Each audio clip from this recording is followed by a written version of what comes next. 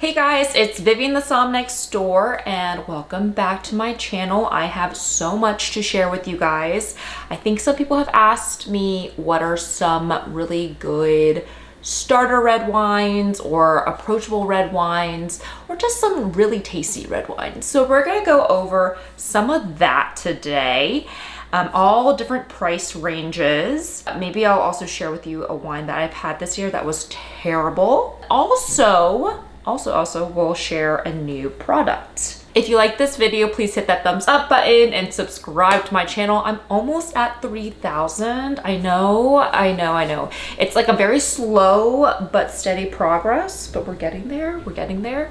Thank you so much to all of my subscribers. I wouldn't be doing this without you guys, truly. I totally get the irony of me being like, oh, we're gonna do red wines. And today I'm gonna be drinking a white wine. I know, but I'm about to travel and I really didn't feel like opening up a red wine. And also I wanted to use this product. So this is the Husky wine cooler. It's from, I think it's from New Zealand. Yeah, it's from New Zealand.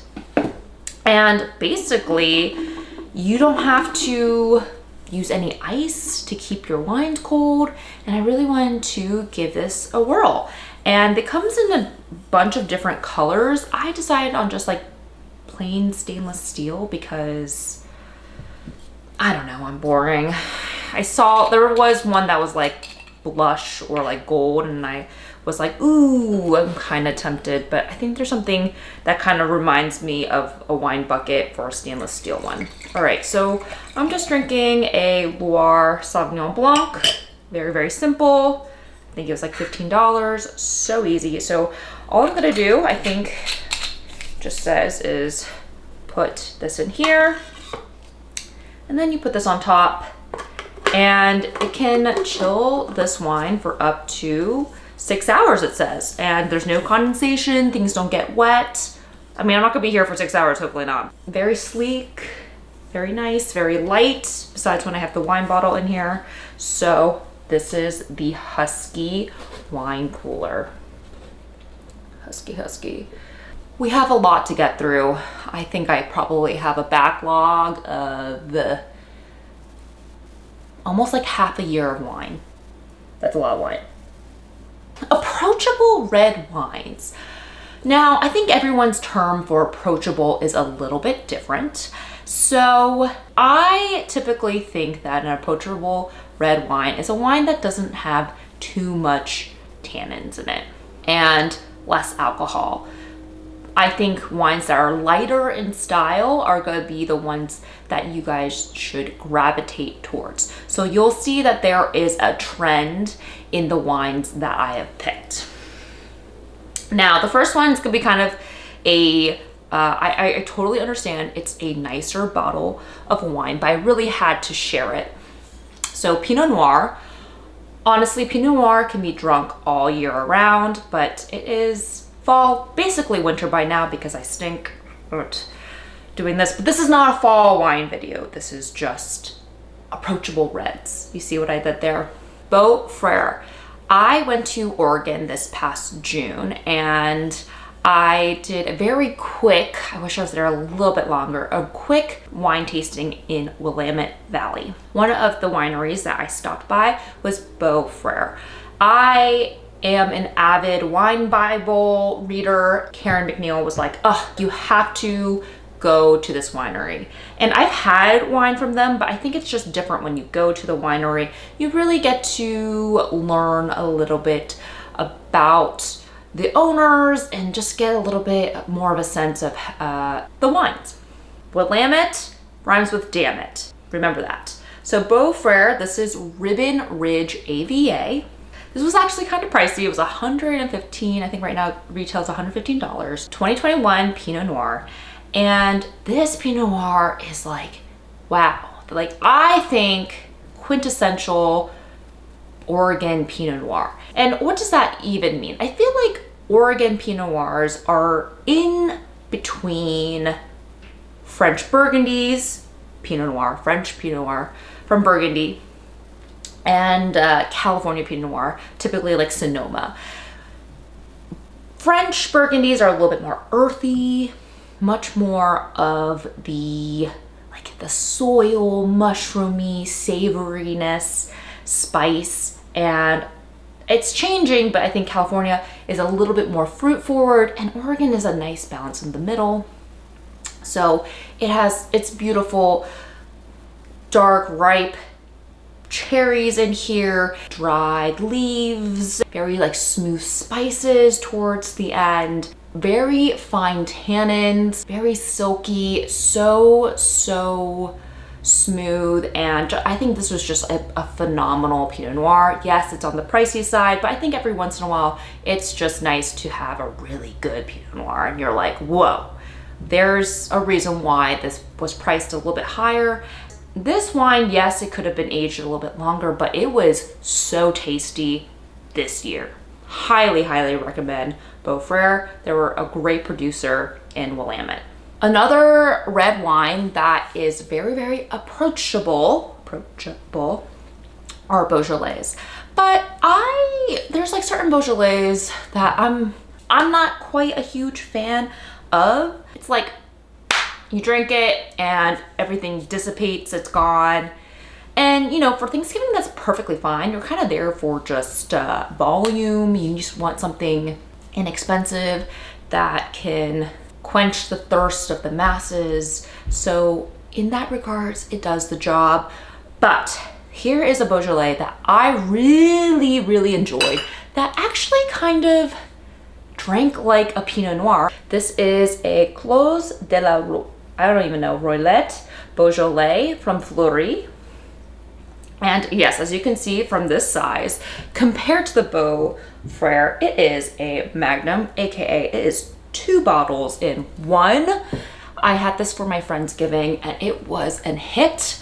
I thought it was gonna last a little bit longer throughout the night, but I think it lasted maybe an hour.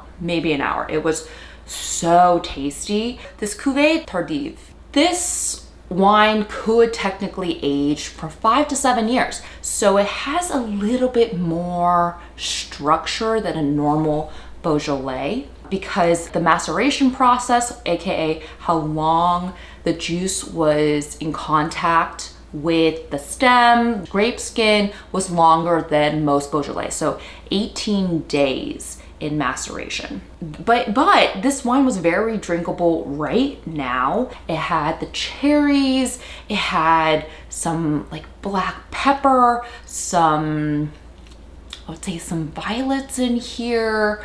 It was really tasty. Again, maybe like a light medium body. It was zesty with like the acidity. And this went for a Magnum, think about it, for a Magnum, around like $60. So that Beaujolais kind of had features of Pinot Noir, and then this wine has like features of a typical Beaujolais. It is so funny. I did not plan this, it just so happened of how the order came to be. Okay, so Occhipinti. So this is a 2022 Rosso from Sicily. 70% Verpato and 30% Nero de Avola. So both of those red grapes are native Sicilian grapes. Like a Beaujolais, so you know it was gonna go well with the turkey, well with the mac and cheese, the cornbread. Refreshing, juicy, medium body, floral notes, red fruit, a little bit of spice, great acidity, not too tannic, something that you would kind of want to chill ahead of time. I think it was like around $30–40. Here is an approachable Northern Rhone. That kind of sounds like an oxymoron. But my friend, he brought this Clos Hermitage. This is 100% Syrah. It had all like the darker blue, black fruit, smokiness, like incense or like white pepper. But it was not heavy at all. Very like fine tannins. So like lots of flavor, but the body isn't so heavy. And I think that's what makes this wine more approachable. A little bit off the beaten path and like types of flavors, much more like of like gaminess. If you are trying to get into Northern Rhone, here is a good one to start off with. And I think this is anywhere from like $30-ish, I believe. I have 2 more wines, but then I also have to share with you the wine that really sucks. So disappointing. Mind you, I spent $145 on this wine. Everyone was like, Austin Hope, one of the best in Paso Robles. Paso Robles is like, we're the next Napa. We're really, really good. Paso Robles, you've scarred me. You really have. It was so jammy. One note, one dimension. The French would never have fucked this up as this bad. Not for this price range, too. Oh my God. So that is not a wine that you guys should go for. Okay, so let me get into some wines that were my tailgate wines, or wines that are just easy, breezy, beautiful wines. And the importer is the Piedmont guy. I really like him. Just discovered him this year, and I think he's picking out some good wines to bring to the States. Really appreciate what he's doing. So the first wine is a Luigi Giordano Vino Rosso 2022, 80% Nebbiolo, 20% Arnis. So Arnis is a white grape, Nebbiolo is a red grape. Nebbiolo is the, like, typically, you know, a wine that has, you know, lots of acidity, a lot of tannins. And so what they did is they made this a little bit more approachable by, and I don't like to say the word dilute, but they blended it with Arnis and made a very like light, refreshing red wine. It was like a medium ruby color in the glass, and gosh, this went down so easy, but there's still some structure that you can still get some of the spice towards the end, but you got some red fruits in here. This was $25 solid. I could drink that all day, every day. All right, another one from the Piedmont guy, as you can see from this little circular thing in the back. Tenuta il Nespolo. Vino da sete means wine for thirst. So I brought this for a pregame. I live near Lexington, Kentucky, so we can go watch some horse racing.